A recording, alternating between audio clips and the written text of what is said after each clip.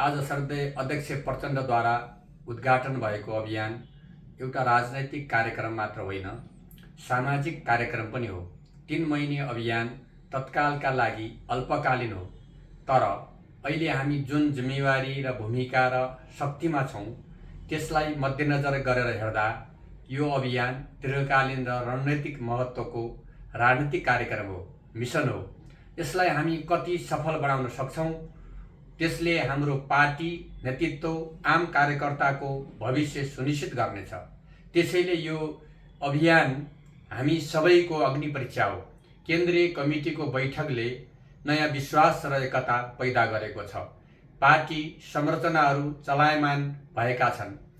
म आज धेरै अङ्कगणितको हिसाब किताब र भावनात्मक कुरा गर्दैन, दर्शनका विषय शास्त्रीय रूपमा पनि राख्दिन। केही यस्ता सूत्रहरू तपाईहरुमाझ राख्न चाहेको छु जसले हाम्रो अभियान प्रभावकारी बनोस्, उद्देश्य प्राप्तिमा सफलता मिलोस्। अग्नि परीक्षामा फेल भयो भने के हुन्छ? हामी सबैलाई ज्ञान छ, विकल्पहरू झन्झन साँगुरिँदै जानेछन्। ठूलो त्याग र बलिदानबाट प्राप्त उपलब्धिहरू समाप्त हुनेछन्। अहिलेको तथ्य के हो भने राष्ट्रिय राजनीतिमा हाम्रो भूमिका नजरअन्दाज गर्नै नसक्ने छ, तर 64 यता संगठन र मतमा भइरहेको लगातारको क्षयीकरण हाम्रो चिन्ताको विषय हो। जीवन दर्शनको सिद्धान्त छ, जति बेला जागिन्छ त्यति बेलै सबेरै हुन्छ। त्यसैले ढिलै भए पनि जाएका छौँ। अब नयाँ गन्तव्यको यात्रामा सुशासन, समृद्धि र सामाजिक न्याय स्थापनाका लागि जनतासँग एकाकार हुनै पर्दछ। यो अभियान यसैको सुरुवात हो। ढिलै भए पनि हामी जनताको घर दैलोमा पुग्दैछौँ। पार्टी निर्माण गर्नुपर्छ भन्ने सङ्कल्प गरेका छौँ। चुनावमा मत माग्ने बाहेक पनि यसरी अध्यक्ष प्रचण्डसहित सिङ्गो पार्टी जनताबाट सिक्न तयार हुनु सकारात्मक अभ्यास हो। त्यसैले यो अभियान आफैमा एउटा प्रभावकारी सर्वेक्षण हुनेछ। अध्यक्ष प्रचण्डको नेतृत्वको सरकारले गरेको ललिता निवास, भुटानी शरणार्थी, सुन प्रकरण, मिटर ब्याज सम्बन्धी ऐन, नागरिकता ऐन लगायतका अन्य प्रशासनिक सुधारका कामहरूप्रति जनताको धारणा स्पष्ट रूपमा बुझ्न, समर्थन लिन आवश्यक छ। र सुझावहरू के छन्? स्थानीय सरकारको कामप्रति जनताको मूल्याङ्कन के छ? सुझाव के छन्? माओवादी केन्द्रीय नेतालाई, स्थानीय नेतालाई जनताका सुझावहरू के छन्? राष्ट्रिय राजनीतिक मुद्दामा माओवादीको भूमिकाप्रति जनताको बुझाइ के छ? यस्ता कैयौँ विषय छन् जसमा जनताका आलोचना, सुझाव र धारणाबाट हाम्रो बारेमा प्रष्ट हुनेछौँ। आवश्यक परे एउटा सर्वे फारम बनाएर पनि जनतासँग जाउँला। सर्वेक्षण मतपत्र बाहिरको चुनाव हो। अभियान जोडिने हामी सबैले जनताको मन नजिकबाट बुझ्ने प्रयास गर्नेछौँ र त्यसलाई पार्टीको अभियान टिमले लिपिबद्ध गर्नेछ। ती सुझाव हाम्रो रूपान्तरण र पार्टी निर्माणका लागि सूत्र बन्नेछन्। नेता हुनुको अर्थ समाजको अग्रपङ्क्तिमा हुनु पनि हो, जनताबाट प्रशिक्षित हुनु पनि हो। नागरिकको चेतनालाई कहिल्यै नजरअन्दाज नगरौँ। अझ यसपालि त अभियानमा जाँदा हामी आफ्ना धेरै कुरा भन्दै नभनौँ। विनम्रतापूर्वक जनताका धारणाहरू सुनौँ, बुझौँ। गोपनीयता चाहनेहरूका लागि लिखित सुझाव पनि मागौँ। पार्टी नेतृत्वका लागि जनताको लिखित पत्र माग्नु, त्यसैमा आउनेछ जनताको मनकै सुझाव। हामी सबै जनताको सांस्कृतिक, मनोवैज्ञानिक भावनासँग एकाकार बन्ने प्रयास गरौँ अनि जनताको विश्वास सहित संगठन आफै बलियो हुनेछ। जनसम्पर्क स्थापित गर्ने, संगठन निर्माण गर्ने र समाजवादको आधार तयार गर्दै भविष्यको राजनीतिक यात्रा तय गर्ने यो अभियान हाम्रो लागि विशिष्ट शिक्षा आर्जन गर्ने पाठशाला हुनुपर्छ। लोकतन्त्रमा जनताले नायक बनाउँछन्, सँगै विकल्प पनि नजर राख्दछन्। त्यसैले हामी निर्विकल्प होइनौँ। राजनीति, कार्यक्रम, नेतृत्व र कार्यशैली सबै कोणबाट जहिले हामी विकल्पका रूपमा प्रस्तुत हुनुपर्छ। जनताको नजरलाई हामीले पढ्नुपर्छ। अभियानमा जाँदै गर्दा हामीले केही तथ्यहरू मनन गर्नुपर्छ। झुट, छल, कपट एक समयसम्म चल्न सक्छ, अन्ततः यसले स्वयंलाई सर्वनाश गर्छ। यो बुझेर जनतासँग इमान्दारीपूर्वक पेश हुनुपर्छ। राजनीतिक मतभेद र मनभेद हुन्छन्, यसलाई हल गर्न कौशलता चाहिन्छ। हामी यस्तो कौशलताले पूर्ण हुनुपर्छ अनि मात्र सबैलाई विश्वासमा लिन सकिन्छ। राजनीतिमा दुःख र अपमान सहन सक्ने शक्ति सबैमा हुन्न। सत्य, साहस र बलिदान जसको विरासत हुन्छ त्यही उसको शक्ति पनि हुन्छ।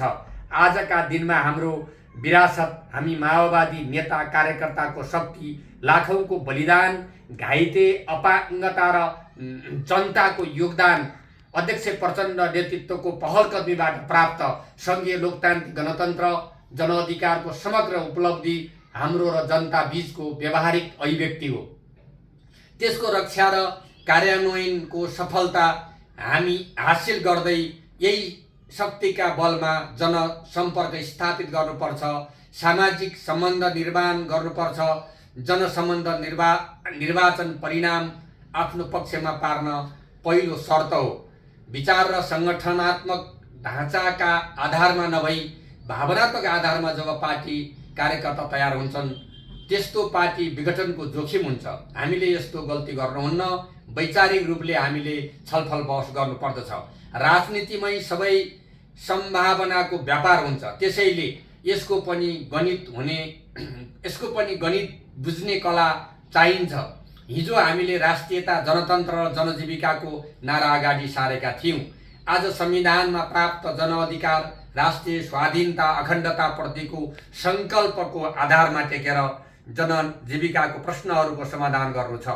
स्वास्थ्य, शिक्षा, रोजगार, खाद्य सम्प्रभुता र आवासको अधिकार जस्ता र सबै विभेदका विरुद्ध समानता र सामाजिक न्यायको स्थापना जस्ता मौलिक अधिकारहरूको प्रयोग गर्न पाउनु नै जनताको आजको माग हो। राज्यसँग उपलब्ध प्राकृतिक स्रोत, युवा बहुल जनशक्ति, विकसित प्रविधिको एकीकृत परिचालन सम्भव छ। सोही मार्फत जनजीविकाको प्रश्नको हल गर्दै हामी समृद्धिको बाटोमा अगाडि बढ्न सक्छौँ। मात्र राजनीतिक पार्टी र नेतृत्वले व्यवस्थापकीय क्षमता र सुशासनका लागि सामूहिक व्यक्तिगत प्रतिबद्धताको खाँचो छ। हामीमाथि आरोपको पहाड छ। हाम्रो काम, जनसेवा, कार्यशैली र पारदर्शिताले आरोपको पहाड खण्डित गर्न सक्छौँ।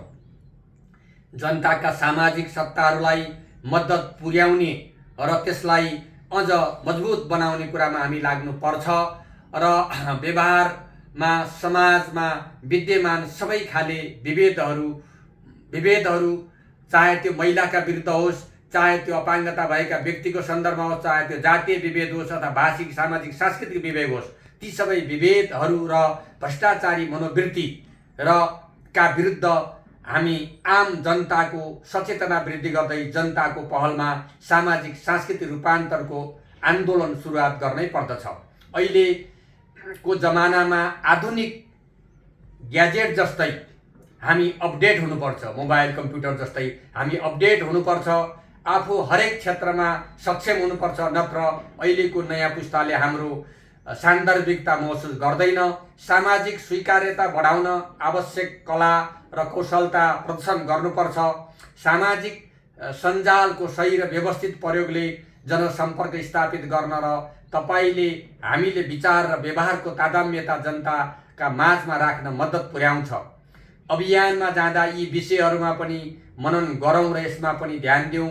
हामी कसैले पनि नभुलौँ, एक परिपक्व नेताले कमजोरी र असफलताको स्पष्ट रेखाङ्कन गर्न सक्नु पर्दछ।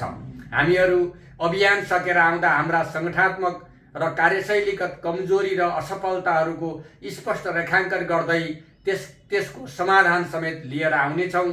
त्यो कुरा हामीलाई जनताले सिकाउनेछन्। त्यसकारण जनतालाई गुरु मानेर जनताको सेवामा समर्पित हुने, घर घर पुग्ने र सबैसँग त्यहाँका समस्याहरूको बारे जानकारी लिने कुरा यो अभियानको महत्त्वपूर्ण पक्ष हो। त्यसले नै हामीले माओवादी जनताको साथमा विशेष रूपान्तरण अभियान भनेका छौँ।